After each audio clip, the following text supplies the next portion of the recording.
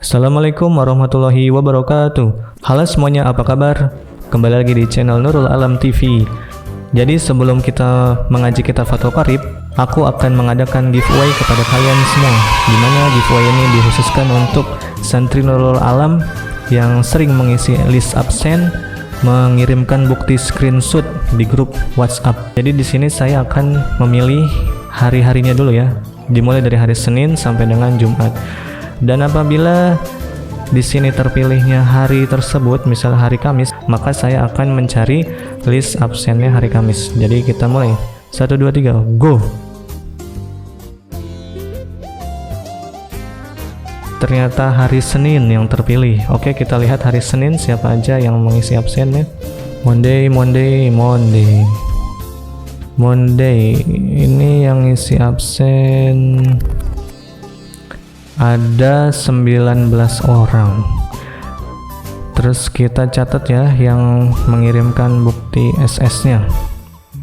Oke, pertama adalah Ziga. Yang pertama Ziga. Yang kedua Dwi, Ortu Dwi. Ortu Dwi S. Terus yang berikutnya Vika, bapaknya Vika. Kita langsung tulis Vika aja ya. Vika, terus lanjut Danis. Danis Lutfillah. Yang berikutnya Farhan. Yang keenam Kaila. Yang ketujuh Dinda.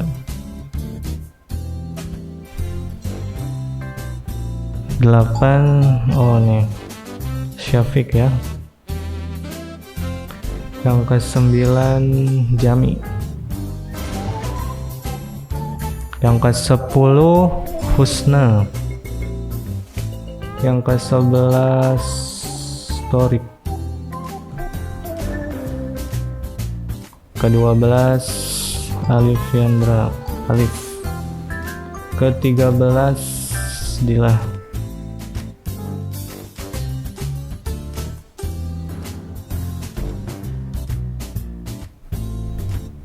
Oh udah. Absennya 19 tapi yang mengirim SS-nya cuma 13. Jadi ke-13 anak ini yang berhak untuk mendapatkan kesempatan mendapatkan giveaway. Giveaway kali ini adalah 5 es mambo.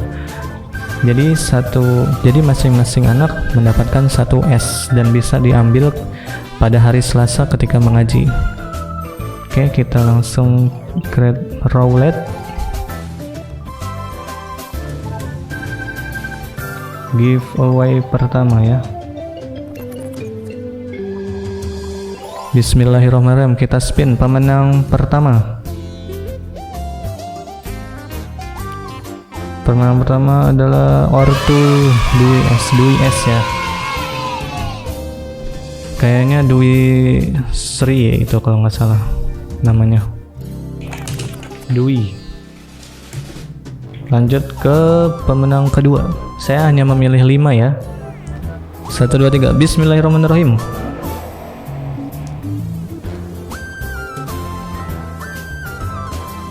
Dila, selamat Dila mendapatkan 1 es mambo. Berikutnya pemenang ketiga. Spin. Aduh, es lagi.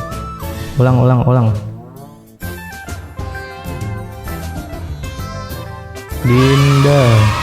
Dinda mendapatkan es mambo. Yang keempat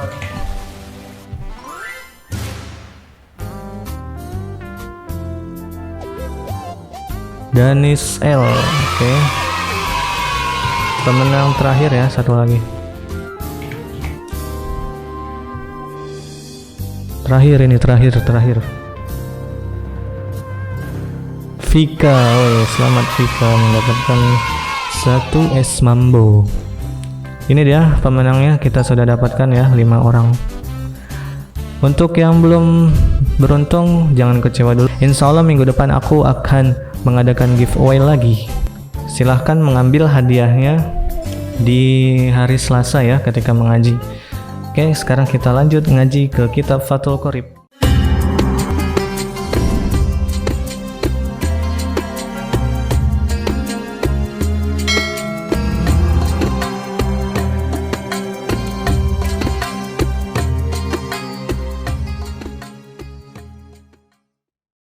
Bismillahirrahmanirrahim. Wasani tahirun fi nafsihi mutahhirun li ghairihi makruhun istimaluhu fil badani la fis saubi. Air yang kedua yaitu air yang suci mensucikan, tapi makruh memakainya di badan saja.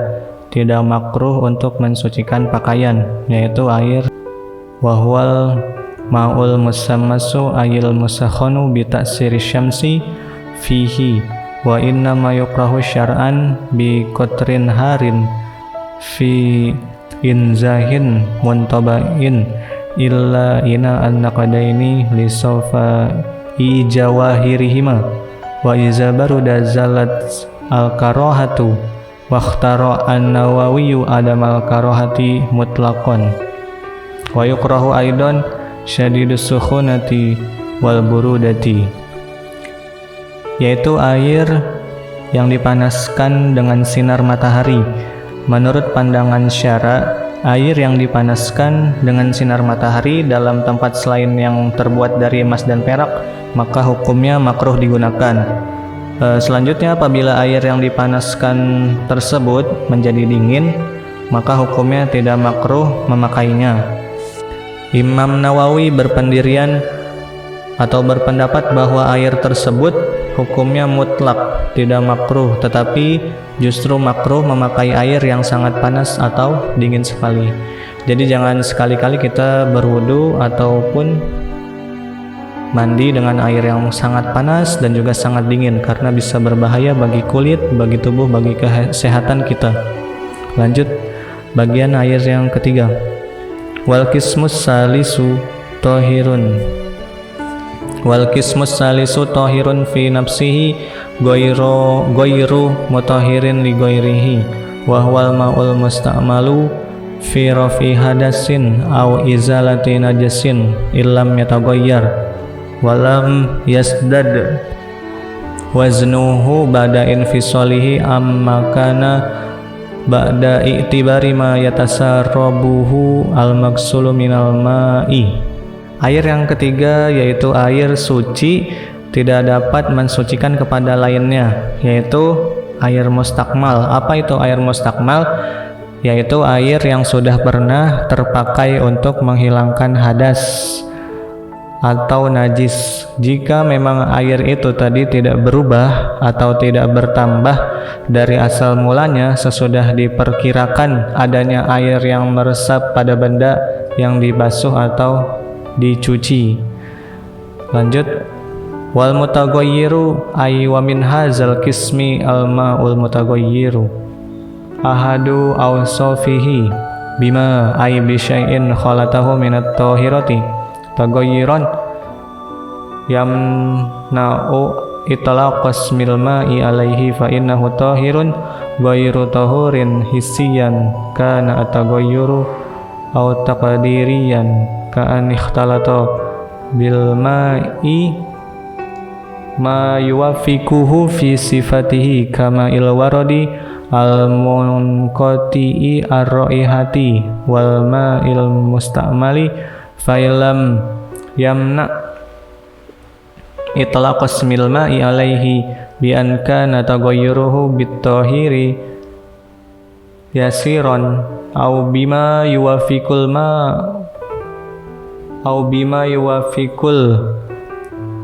ma'a fi sifatihi wa qaddara mukhalifan walam yughayyirhu fala yaslub tahuriyatahu fa huwa mutahhirun li ghairihi wa ihtaraza bi qawlihi khalatahu anit tahiri al mujawiri lahu fa innahu fa innahu bakin ala tahuriyatihi walau kana ataghayyuru katsiran wa kaza al mutaghayyiru bi mukhallatin la yustagna al ma'u anhu katinin wa tuhlabin wa ma fi maqarrihi wa mamarrihi wal mutaghayyiru bitulil muksi fa innahu tahurun.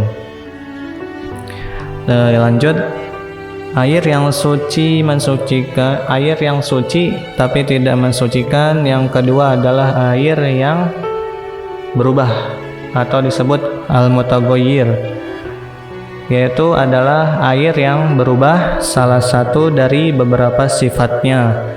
Bisa juga disebabkan kecampuran benda-benda suci sehingga menjadikan hilangnya nama kemutlakan air tersebut. Maka air ini dihukumi sama dengan hukumnya air mustakmal, dalam artian masih tetap suci tetapi tidak dapat mensucikan. Perubahan air itu tadi dapat dibuktikan baik dengan panca indera, dengan mata kita, atau hanya dengan perkiraan saja. Apabila air tersebut kecampuran benda-benda yang kebetulan sifatnya sama, misalnya kecampuran air mawar yang sudah hilang baunya, atau juga kecampuran air mustakmal.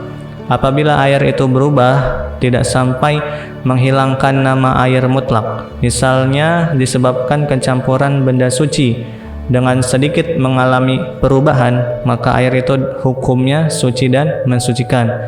Demikian juga bila air tadi berubah sebab campur dengan benda yang menurut lahirnya mempunyai sifat yang sama dengan air itu, akan tetapi dapat diperkirakan bahwa benda-benda itu tadi berbeda sifatnya dan tidak akan dapat merubah keadaan air tersebut, maka air yang semacam ini hukumnya suci dan mensucikan. Pengarang kitab ini berpendapat bahwa kata khalatahu yang artinya benda itu bercampur dengan air adalah dikandung maksud untuk mengecualikan air yang berubah sebab berdampingan dengan perkara yang suci yang memungkinkan dapat dipisahkan atau dapat dilihat indera, seperti bercampurnya dengan minyak. Meskipun berubahnya itu banyak, maka status hukum air itu masih tetap suci. Demikian pula terhadap air yang berubah sebab campur dengan benda yang tidak dapat mengakibatkan air tersebut bertambah banyak, seperti campur atau bercampur dengan lumpur dan enceng gondok, serta segala macam benda yang ada di air, atau air itu berubah dengan sendirinya karena terlalu lama berhenti di tempatnya. Jadi kalau kita punya air di ember, kita diemin selama sebulan, misalnya berubahnya menjadi keruh, maka air tersebut tetap suci ya, karena dia berubah sendiri, tidak kemasukan benda-benda yang lain. Maka air yang semacam ini hukumnya tetap suci. Lanjut, wal qismur rabi'u ma'u najasin ay mutanajjisun wa huwa qismani ahaduhuma wa huwa allazi halat fihi najasatun taghayyara amla wa huwa aywal halu annahuma unduna kullataini wa yustasna min hadzal qismi al maitatu allati la damalaha sa'ilun inda killatiha inda qatsliha aw shikki udwin minha kazubabi illam tutrah fihi walam taghayyarhu wa kaza an najasatu allati la yudroha la yudro biha at-tarfu fakulun minhuma la yunajisul ma'a wa yastasna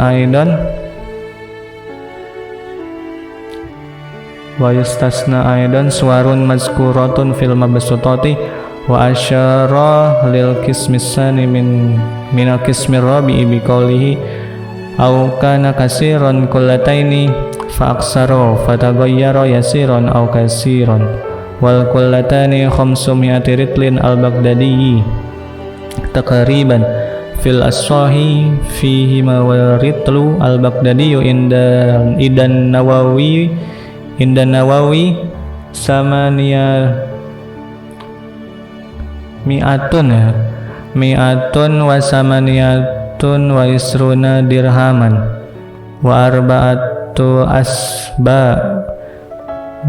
asba'i dirhamin.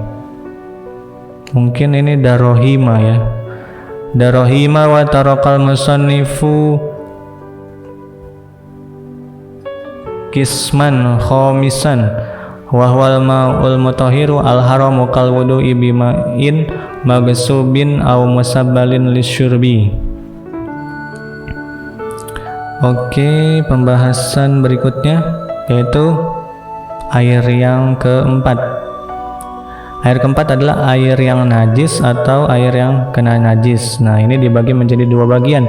Yang pertama adalah wahwa lazi halas fihi najasatun, yaitu air yang sedikit kurang dari 20 yang terkena najis baik ia berubah atau tidak.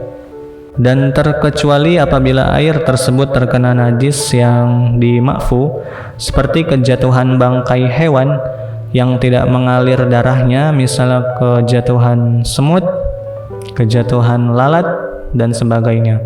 Asalkan bangkai itu tadi tidak disengaja dimasukkan ya ke dalam air dan tidak menyebabkan berubahnya air, maka air yang demikian keadaannya adalah suci. Dan juga bila najis tersebut tidak dapat dilihat oleh mata dan tidak dapat pula membuat benda cairnya menjadi najis, tidak bisa membuat airnya menjadi najis, maka hukum airnya itu masih tetap suci. Dan terkecuali juga beberapa contoh yang tersebut di dalam kitab yang panjang lebar keterangannya. Air najis yang kedua yaitu air yang banyak. Air yang banyak lebih dari 20 yang berubah sebab kemasukan sesuatu, baik berubahnya itu sedikit atau banyak. Adapun yang dinamakan air 20 menurut ukuran di negeri Baghdad yaitu sebanyak 500 ritel. Inilah pendapat yang sahih, sedangkan ukuran per 1 ritel menurut pendapat Imam Nawawi adalah 128 dirham atau 4/7 dirham. Selanjutnya pengarang kitab ini tidak membicarakan bagian air yang nomor 5. Kenapa? Karena air nomor yang kelima yaitu adalah air suci yang diperbolehkan menggunakannya dengan cara gosok atau air yang ada di tepi jalan untuk persediaan orang-orang yang minum. Oke, mungkin cukup sekian pada video kali ini. Kurang lebihnya mohon maaf. Apabila ada pertanyaan, silahkan komentar di bawah ya. Pokoknya dukung terus channel Nurul Alam TV supaya bisa upload video setiap hari. Wassalamualaikum warahmatullahi wabarakatuh.